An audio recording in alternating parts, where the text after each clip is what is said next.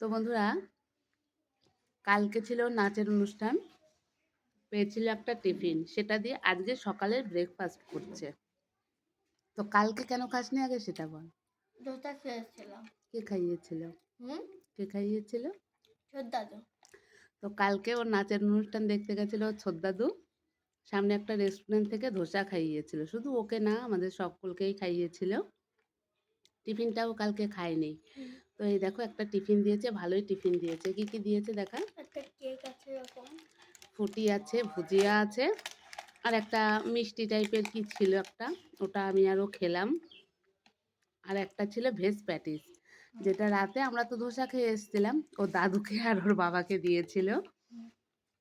তো কালকেকার টিফিন দিয়ে আজকে সকালের ব্রেকফাস্ট করছে। তো চলো, ও এখন খাওয়া দাওয়া করুক, পরে কথা হবে।